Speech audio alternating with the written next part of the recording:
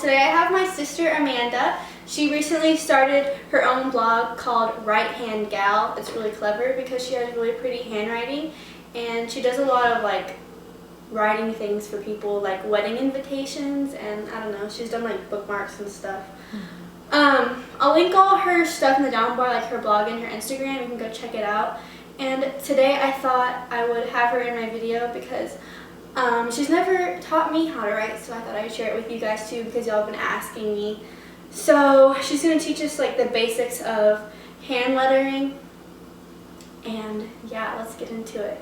Okay, so I don't know the technical term. That's fine. But this is called a drip, or I call it a drip pin. Okay. And then I already put your nib in for you, but this is a nib. Okay. I like to use the Nico brand nibs. This one is G. I feel like it is the best one for beginners. Okay.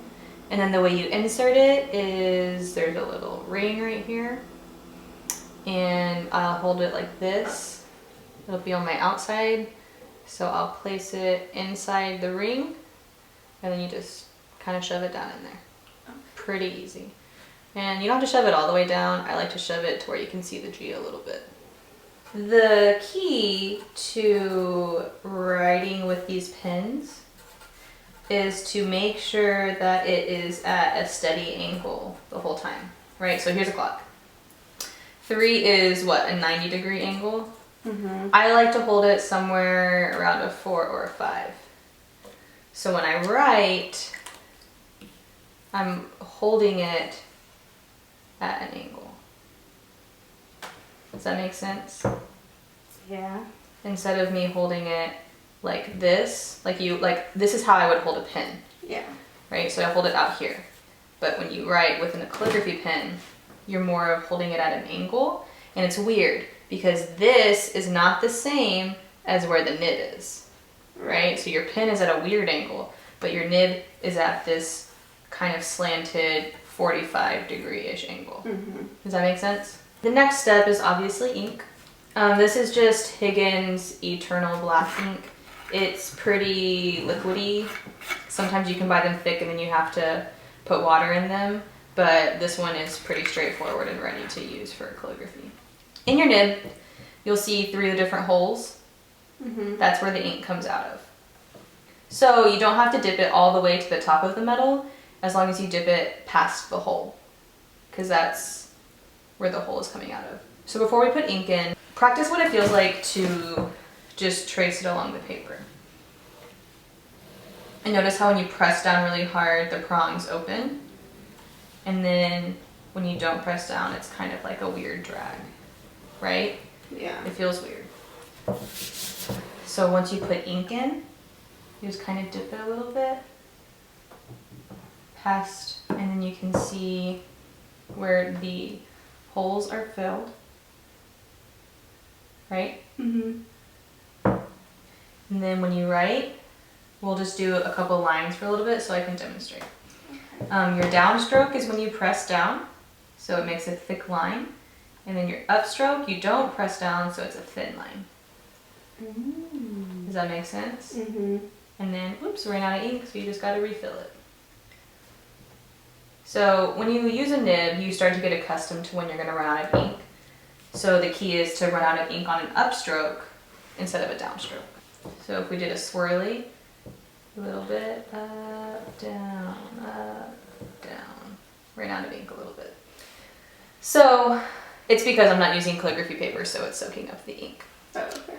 When you use calligraphy paper, ink goes a little bit farther than on normal copy paper because it won't soak up your ink. Makes sense. Mm-hmm. So to practice before we get to letters, you can just start doing some designs or little lines, or sometimes I'll just do like a literal downstroke, side stroke, downstroke, side stroke, just to kind of practice how thick I want my downstrokes to be. Because you can, there you go. Is that good? Yeah. Oh. Your hole's covered. On the inside, it doesn't look like that. Okay.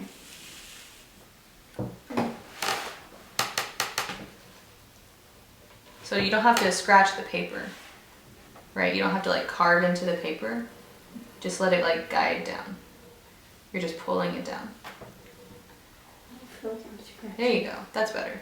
This nib is really easy to open. That's why I like to use it as a beginner, whereas some of the other ones will be a little bit more tough to open. It's a bit more complicated than it looks. It is a little more complicated than it looks. And another same thing with like the holding it at an angle. I'm holding it wrong. You are holding it wrong. So you gotta hold it at an angle. And the thing is, when I write with a pen, I want to hold my pen in the air, right? And you write from the top. Mm-hmm. But with this drip pen, you kind of just have to, you hold the tip even with the paper at this 45-degree angle, and you're moving your arm more than your hand, right? So you're guiding it with your arm instead of with your hand. And when I first started, my arm would burn. I was like, man, that's a workout. Yeah. But you get used to it and you start loosening the tension in your hand. You're just used to writing a certain way. So this is a foreign concept. Try to do a line and then refill it and see if you can continue on. Hmm. Right? Like when I make this loop-de-loop and I run out of ink. Oh, yeah.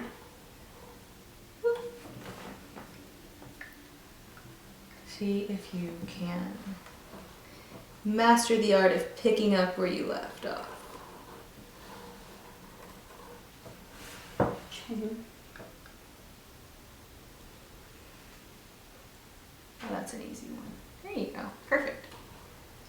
Hey. So you're still holding it at a little too high of an angle. There you go. Yeah, that's hard to get used to. So for hand lettering, the key to make it look like the modern calligraphy that we all love from Pinterest is you have to press on the downstrokes and then let up on the upstrokes. So for an A, I will up, over, and then press down, up, down. Does that make sense? Mm-hmm. So you hold your nib at the 45-degree angle. There you go. Okay. You're laughing at me? I don't know. Your hand is shaking. There you go. Down, up, and then down with your A. There you go. They don't really look like A's. That one you does. gotta practice, That right? looks like an O. I feel like an elementary school kid learning how to write for the first time. I mean, it's kind of like that. Mm. It's a skill. So you want to write your name? Sure. So don't forget, press down on the downstrokes. And then your nib is going to run out of ink. Mine just did. So I'm going to refill it on the downstroke so it's easy to pick up. E, R. And my nib ran out of ink. And I'm throwing ink everywhere. There you go. Ooh. We definitely got to use different paper next time. Yeah. A little trick that I do with my E's and my L's. So you can do the classic E and L where it's, the little loop-de-loops, or tall ones for the L. A little trick I do is if I'm writing the word hello,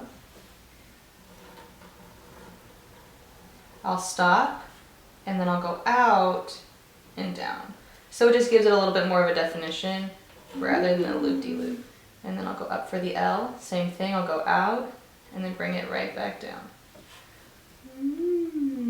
So let me see if I can do it No, stop. without stopping it.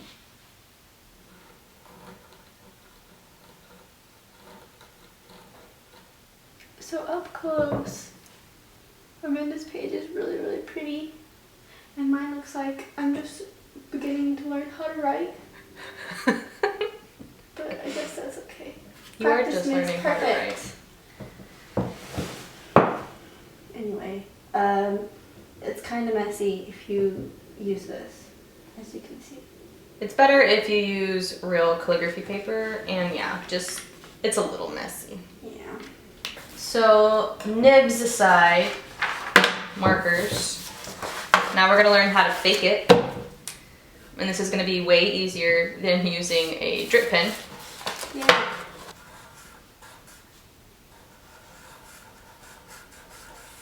Alright, so I have your name. So when we use a calligraphy pen, the way that it looks like calligraphy is the downstrokes are thicker, right? Mm-hmm. So to fake it, you literally just make your downstrokes thicker. I do typically a little bit of it, a little extra. I do this all. And then I fill it in. And it looks like you worked super hard on it. Yep. Basically, if you don't have a calligraphy pen. If you don't have a calligraphy pen, if you're in a time crunch, or if you just prefer markers, because honestly, sometimes I prefer markers. True that. See, even like your handwriting's way prettier than if I just wrote it, but like I can change it if I do that. And you can make the downstrokes as thick or as thin as you want them. Yeah. Sometimes I'll make them super thick, and then sometimes I'll make them pretty thin. And I do the same thing with my E's and L in this too. Your E's and the L. Mm-hmm. Oh yeah. And then you just fix this little thing with the downstroke. It's like it was never there. Don't feel bad for looking like this. If one day it could look like that. That's the end goal. Okay. Well, thanks for teaching us, Amanda. You got it, dude. Thanks so much for watching. I hope you enjoyed the video. If you have any questions, just leave them down below and we'll get to them. And yeah, I'll see you guys in the next video.